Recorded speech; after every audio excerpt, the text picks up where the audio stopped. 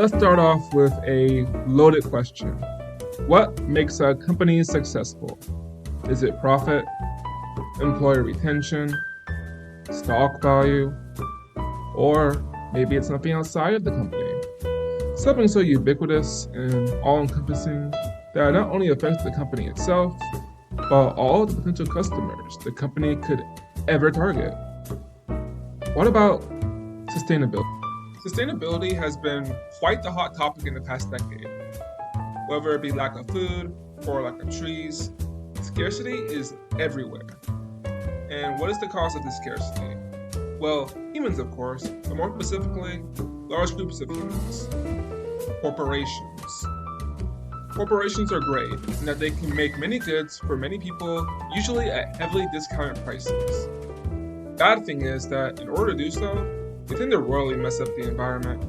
Pollution, deforestation. I think you get the picture. Now, it's easy to be a negative Nancy and just complain, but sometimes it's important to look at those few corporations that actually do try to positively impact the environment. Not only does this give us a ray of light in the polluted skies caused by other corporations, it also allows us to look at a positive case study of what other companies should do in order to improve the environment. I can't think of a more pronounced example of outdoor environmentalism than Patagonia is an American outdoor clothing company that markets and sells outdoor clothing. While being one of the best in the business, it also has grown popular for its environmental stances, often compromising its own growth in order to better the ecosystem. To better understand how Patagonia has affected the environment, I believe a little history lesson is in order.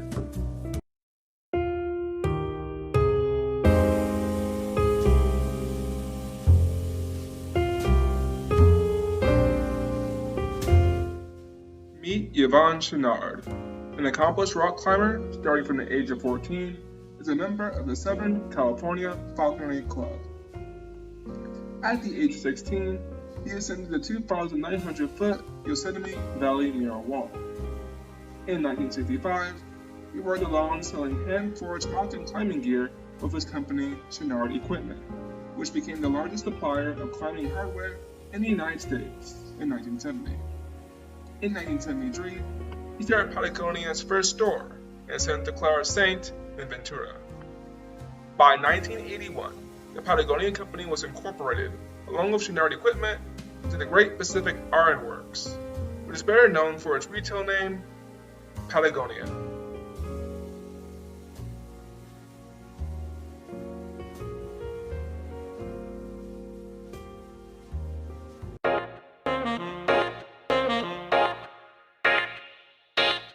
In 2011, Patagonia Inc. started the Don't Buy This Jacket campaign.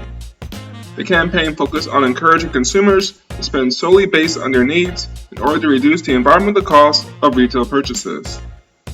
The campaign was a part of the Common Threads initiative that asked consumers to reuse or recycle their clothing instead of replacing with new clothing.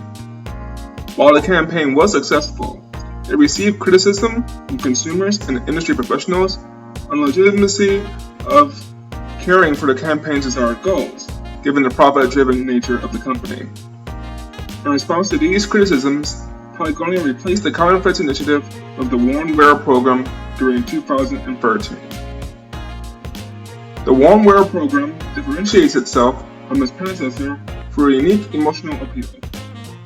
The Warm Wear program emphasizes the buyer's connection and pride to their Patagonia brand products.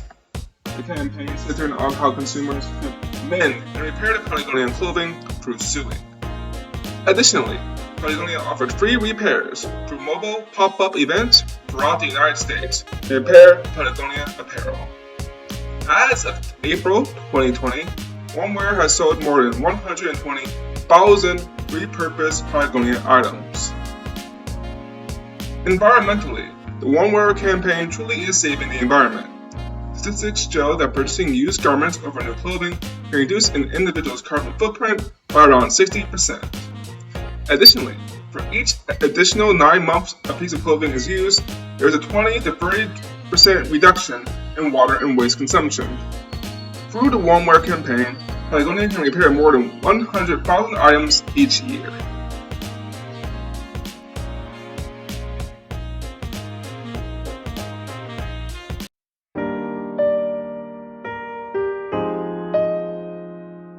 In summary, Patagonia has set itself as an exemplar for sustainable industry success. Patagonia's Warm Wear campaign, which came as a direct response to criticism from the Don't Buy This Jacket campaign, showed Patagonia's genuine care for the environment, as well as for the company's consumers, for a well-crafted campaign message.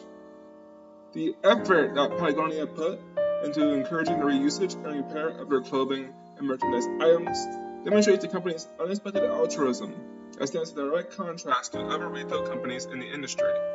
If we're looking at a small case study of Patagonia's campaign evolution, one can see how Patagonia became known as the sustainable company.